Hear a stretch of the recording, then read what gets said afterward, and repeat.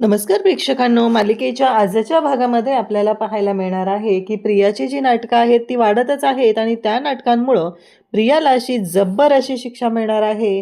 प्रियाची तर वाट लागणार आहे, पण त्याचबरोबर नागराज सुद्धा खूप घाणेरड्या पद्धतीने अडकला जाणार आहे. कारण त्याने सुमनचा मोबाईल महिपतच्या घराबाहेर जाऊन ऑन केला आणि तिथंच नागराजच्या विरोधात मोठे पुरावे आता मिळणार आहेत. हे सगळं कशा पद्धतीने होणार आहे ते आपण या व्हिडिओमध्ये पाहूयात. तर इकडे प्रियाने जे काही कांड केलेलं आहे त्यामुळे अश्विन मात्र भयानक असा चिडलेला असतो. त्याचबरोबर इकडे अश्विनने प्रियाला आज उपाशी राहण्याची शिक्षा दिलेली असते, पण त्याचबरोबर बिचारा अश्विन तो सुद्धा उपाशी राहत असतो. कारण त्याला माहिती आहे की या तन्वीमुळं हे सगळं घडत आहे. आपण प्रत्येक वेळेस तन्वीला पाठीशी घालतो. आज सुद्धा तन्वीचं ऐकून सायलीवरती तो ओरडत होता आणि म्हणूनच प्रियाच्या बाबतीत त्याने हे सगळं पाऊल उचललेलं असतं. पण पूर्णाजी म्हणते की आज तुला उपाशी राहायचंच आहे, पण तुला अजून एक शिक्षा भोगावी लागणार आहे. ती म्हणजे रोज आमची सगळ्यांची जेवणं, म्हणजे विमलचं सुद्धा जेवण झाल्यानंतर सगळ्यांच्या शेवटी तू जेवायचं आहे. अगदी किचन ओटा वगैरे आवरून झाल्यानंतर तोपर्यंत तू जेवायचं नाही. तेव्हा प्रिया म्हणत असते की का पूर्णाजी असं नको ना करू. तेव्हा सगळेजण म्हणत असतात की एक गोष्ट कळतच नाहीये. तेव्हा प्रताप म्हणतो की मला एक गोष्ट कळत नाहीये, आईबाबाचे गुण तर तू घेतलेच नाहीयेत, पण ज्या माणसाने तुला आयुष्यभर सांभाळलं त्या मधुभाऊंचे गुण सुद्धा तू तुझ्यामध्ये घेऊ शकलेली नाहीस. इकडे अस्मिता म्हणत असते की तुम्ही सगळेजण मला सांगत असताना आनंदात राहा, आनंदात राहा, पण मी कसं आनंदात राहणार आहे. बघितलं ना काय होऊ शकतं ते. कारण जिथं ही तन्वी आहे ना तिथे आनंद वाटायला येणारच नाही. अशा पद्धतीने अस्मिता बोलत असते. तेव्हा मात्र प्रियाची तर वाट लागलेली आहे. सगळेजण प्रियाला ओरडत आहेत, बोलत आहेत, पण प्रियाचा कांड काही केल्यास संपत नसतं. इकडे अर्जुन सायली पण तेच बोलत असतात की कितीही काहीही झालं तरीही प्रियामध्ये काहीच बदल होणार नाही. त्यावेळेस सायली म्हणत असते की हे बघ, रोजचं सांगितलेलं आहे तुला काय करायचं आहे ते, आणि जी काही तुझी नाटकं आहेत ना ती बंद करायची आहेत. कारण तुझ्यामुळं या घरात सगळ्यांना त्रास होत आहे. आज तुझ्यामुळं या घरातले सगळे उपाशी राहिले असते. एवढंच काय तर अश्विन भाऊजींना सुद्धा तुझ्यामुळे त्रास होत आहे.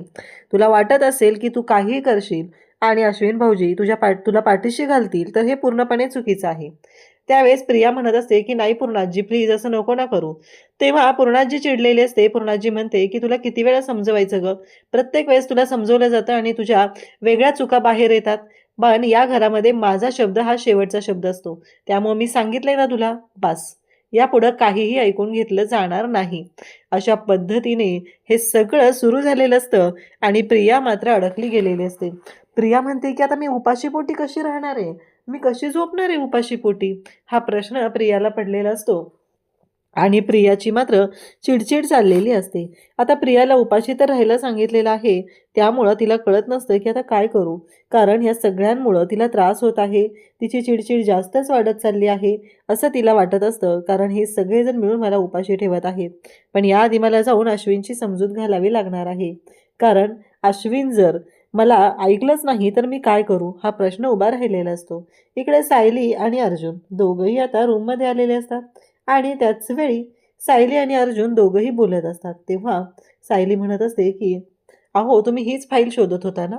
तेव्हा अर्जुन म्हणतो की हो. सायली म्हणते की हे घ्या, असं म्हणत ती फाईल अर्जुनला देते. त्यानंतर अर्जुन आणि सायली यांचं बोलणं चाललं आहे. अर्जुन म्हणतो की खरंच आज तू ना त्या तन्वीला जी काही जन्माची अद्दल घडवली ना, खरंच म्हणजे मला प्रश्न पडलेला की तू काय करणार आहेस नक्की. कारण तन्वीमुळं आज सगळे घरातले उपाशी राहिले असते. पर्सनली पूर्णाजी आणि अस्मिताताई यांना वेळेवर जेवण करणं खूप गरजेचं आहे. पण प्रियामुळे हे सगळं होत होतं. ते जर असं सुरू झालं असतं तर काय करायचं होतं, हा प्रश्न उभा राहिलेला असतो. आणि मग सायली आणि अर्जुन बोलायला सुरुवात करतात. तेव्हा अर्जुन म्हणतो की काय चाललंय बायको, किती वेळ झाला आपण बोलत आहोत आणि ते फक्त त्या प्रियाबद्दलच. आपल्याला दुसरं काही बोलायला जमतच नाहीये. आपण प्रत्येक वेळेस काही ना काही गोष्टी वेगळ्या पद्धतीने प्लॅन करत असतो आणि त्याच्यामध्ये अडकत असतो. तेव्हा मात्र इकडे नागराज आता बाहेर आलेला असतो आणि नागराज बाहेर निघालेला असतो. त्याच वेळी तिथे प्रतिमा असते आणि प्रतिमा म्हणते नागराज भाऊजी तुम्ही बाहेर निघालात का कुठं. तेव्हा नागराज म्हणतो की हो जरा फेरफटका मारून येतो. नाही तुम्हाला वाटत नाही आहे का तुमचं चुकतंय.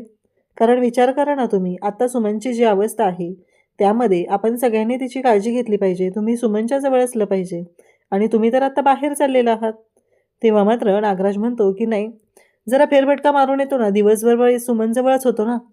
असं म्हणत नागराज आता तिथून बाहेर निघून जातो. त्यावेळेस मात्र नेमकं रविराज तिथे येतो आणि रविराज म्हणतात की मला ना ह्या नागराजवरती संशयच येतोय. तेव्हा प्रतिमा म्हणते तुम्हाला पण येतोय का? तेव्हा रविराजांचं म्हणणं असतं म्हणजे तुला पण येतोय का? तेव्हा ती सांगू लागते की हो, मलाही संशयच येत आहे. असं ऐकल्यानंतर रविराज म्हणतात की मला कळत नाहीये की सुमनचं गायब होणं, त्याचबरोबर त्या दिवशी नागराजच्या मोबाईलमध्ये तो व्हिडिओ सापडणं, या सगळ्या गोष्टी वाटतात तेवढ्या सोप्या नाही आहेत. याच्याशी ना कुठंतरी काहीतरी कनेक्शन आहे आणि ते मात्र आपल्याला विचार करायला लावणार आहे. असं इकडे रविराज यांचं बोलणं सुरू असतं आणि ते प्रतिमाला सांगत असतात. तेव्हा मात्र प्रतिमा म्हणत असते की हो.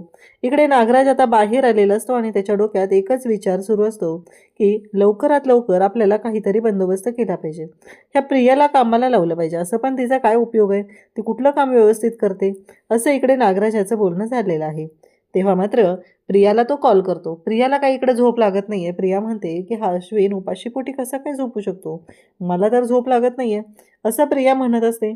आणि त्याच वेळी इकडे नागराज मात्र प्रियाला फोन करतो. प्रिया फोन घेते आणि म्हणते की आता सगळे झोपले असतील, मी किचनमध्ये येते आणि काही खाता येते का बघते. नागराजचा तेवढ्यात फोन आलेला असतो आणि मग प्रिया मोबाईल घेऊन खाली येते. इकडे नागराज म्हणतो किती वेळ लागतो ग तुला फोन उचलायला? प्रियाला तो सांगतो की तुला एक काम करावं लागेल. प्रिया म्हणते कसलं काम आणि काय करायचं आहे? मला नाही जमणार काय करायला, कारण मी आत्ता स्वतःच अडकली गेले तर मी तुमचं काय काम करू? असं प्रिया म्हणत असते. तेव्हा नागराज म्हणतो की एक गोष्ट लक्षात ठेवायची, जास्त चुरू बोलायचं नाही. मी जे काय सांगतोय ना ते ऐकायचं आणि गुपचूप करायचं, एवढं लक्षात ठेव. असं इकडे नागराज आता प्रियाला सांगत असतो. तेव्हा प्रिया म्हणते की ठीक आहे, करते. आता ती किचनमध्ये येते आणि किचनमध्ये येऊन तिला काही खायला मिळतंय का त्याची शोधाशोध करत असते. तेव्हा मात्र इकडे तेवढ्यात तिला तिथं कल्पना येते आणि कल्पना म्हणत असते की तन्वी झालं. ती म्हणते की नाही, फ्रीजमधलं पाणी घ्यायला मी आलेली आहे. म्हणजे प्रियाची उपासमार तर झालेलीच आहे. दुसऱ्या दिवशी सकाळी अस्मिता आणि सायली दोघीही वॉक करून येत असतात. कल्पनाचंही आवरून झालेलं असतं. कल्पना आता अस्मिताला विचारू लागते की काय करायचं नाश्त्यालाच? सांग ना काय बनवायचं? थालीपीठ बनवू का? तेव्हा अस्मिता म्हणते की चालेल. मग अस्मिताच्या आवडीनुसार थालीपीठ बनवायचं असतं तर ह्यात सगळ्याजणी पाहतात किचनमध्ये प्रिया असते. कारण प्रियाला आता नाटकं करून सगळ्यांची मनं जिंकायची असतात. तेव्हा प्रिया म्हणते की मी रवा भाजायला घेते ना, आपण हे करूया, उपमा करते मी. आणि म्हणते अगं अस्मिता, अगं भिजवलेले बदाम खायचे राहिलेच ना तुझे, तर हे घे, मी घेऊन येते तुझ्यासाठी. तू इथे येतेस का? तेव्हा अस्मिता शांतच राहते. अस्मिता म्हणते मी मदत मागितली का तुला? मग ती उठते सोफ्यावरून आणि डायनिंग टेबलच्या चेअरवर येऊन बसते. त्यानंतर तिथे सगळेजण असतात आणि ही प्रियाची नवीन नाटकं पाहून सगळ्यांनाच धक्का बसलेला असतो. सगळेजण म्हणत असतात की काय आहे हे? आता हिचं हे नवीन नाटक कशासाठी सुरू झालंय? हा प्रश्न मात्र सगळ्यांच्या मनात चालू असतो. तेव्हा सायली म्हणते की काय करायचंय, म्हणजे एवढं सगळं कशासाठी? तेव्हा प्रिया म्हणते की मी बनवते ना सगळ्यांसाठी नाश्ताच, आणि सगळ्यांसाठीच बनवेल, म्हणजे मला तेवढंच तुमच्या सर्वांसाठी काहीतरी करता येईल, असं प्रिया सांगू लागते. तेव्हा मात्र सगळेजण तिथं आहेत, सगळेजण पाहत आहेत, हे सगळं काही चालू आहे हे लक्षात आलेलं असतं. अर्जुन तिथं आलेला असतो आणि अर्जुन म्हणतो की आज नाश्त्याला काय? आणि सायली माझी कॉफी. आणि त्याच वेळी अस्मिता त्याचबरोबर कल्पना सगळेजण तिथं असतात आणि मग मात्र सायली म्हणते की तन्वी आज किचनमध्ये आहे ना? कल्पना पण सांगू लागते की हो, तन्वी लवकर उठले, ती नाश्ता बनवते. तेव्हा अर्जुन म्हणतो म्हणजे आजही सगळ्यांना उपाशीच राहावं लागणार आहे, कारण प्रिया काय नाश्ता बनवते हे सगळ्यांना चांगलंच माहिती आहे आणि प्रियाचा नाश्ता सगळ्यांसाठीच खूप महागात पडणार असतो हे माहिती असतं. त्याच वेळी सायली म्हणते की तू सगळ्यांसाठी नाश्ता बनवणारच आहे ना, मग तुला एवढी हौसच आहे तर आणखी एक काम सांगते मी तुला. आज फक्त नाश्ताच नाही तर सगळ्यांसाठी दिवसभराचं जेवणसुद्धा बनव. हे ऐकल्यानंतर मात्र जी काय प्रियाची वाट लागलेली आहे, एकतर तिला नागराज एवढे फोनवर फोन करत असतो. कल्पना म्हणते की हे बघ, त्या दिवशी पूर्णाईने तुला पोळ्या बनवायला सांगितल्या होत्या आणि तू अचानक पळून गेली होती. असा काही गोंधळ घालू नकोस, कारण तुला स्वयंपाक बनवायचा आहे. तुझ्यामुळे इथं सगळे उपाशी राहायला नको आहेत, एवढं लक्षात ठेव, असं प्रियाला आवर्जून सांगितलं जात असतं. आणि प्रिया मात्र आता स्वयंपाक करण्यासाठी तयार होणार असते. प्रियाला हा चांगुलपणा दाखवणं चांगलंच महागात पडणार असतं. आणि त्याचबरोबर प्रिया ज्या पद्धतीने हे सगळं करत असते त्यामुळं मात्र प्रिया याच्यामध्ये अडकली जात असते. तर आता प्रिया विचार करते. नागराज इकडे पोहोचलेला असतो. नागराज म्हणतो, "कदाचित या सुमनच्या मोबाईलचं लोकेशन नाही, माझ्या मोबाईलच्या लोकेशनमुळे हे तिथे पोहोचले असतील." मग नागराज महिपतच्या बंगल्याच्या बाहेर जातो आणि तिथं जाऊन स्वतःचा मोबाईल आधी ऑफ करतो आणि मग सुमनचा मोबाईल तिथून थोडंसं पुढं म्हणजे अगदी बंगल्याच्या जवळ जाऊन तो सुमनचा मोबाईल ऑन करतो. मग तो म्हणतो, की चला म्हणजे पोलिसांना कळेल, की हा जो मोबाईल ऑन झालेला आहे, तो सुमनचा झालेला आहे आणि पोलीस त्या गोष्टीचा शोध घेत बसतील, असं नागराजच्या डोक्यात सुरू असतं. तेव्हा मात्र नागराज आता तिथं पोहोचलेला असतो आणि इकडे अश्विन बाहेर आलेला असतो. अश्विन म्हणतो, की "तन्वी तू? तू काय करतेस? आज काय नवीन नाटक आणि हा लूक चेंज वगैरे काय आहे ह्या सगळ्याचा अर्थ?" तेव्हा ती म्हणते, "अरे अश्विन, मी सगळ्यांसाठी नाश्ता करते." आता नागराजला असं वाटत असतं, की आपण सुमनचा मोबाईल इथे येऊन जर ऑन केला, तर सगळ्यांच्या मनात असं येणार आहे, की तो मोबाईल इथेच ऑन झालेला, तो महिपतच्या माणसांनी ऑन केलेला आहे, असा नागराजचा प्लॅन असतो. परंतु नागराजला कुठं माहिती आहे, की या सगळ्यामध्ये तोच अडकला जाणार आहे आणि त्याचीच वाट लागणार आहे. तर इकडे सायली आणि अर्जुन. अर्जुन म्हणत असतो, की एक काम झालेलं आहे. सुमन काकूचा मोबाईल सापडत नव्हता, म्हणून मी त्याच्यासाठी शोधाशोध सुरू केलेली होती आणि सुमन काकूचा मोबाईल आत्ता मला ऑन झालेला आहे. कारण सुमन काकू आपल्याला सापडली, पण तिचा मोबाईल गायब होता आणि मी इन्स्पेक्टर सावंतांना सांगितलं होतं, जर तो ऑन झाला तर लोकेशन ट्रेस करा.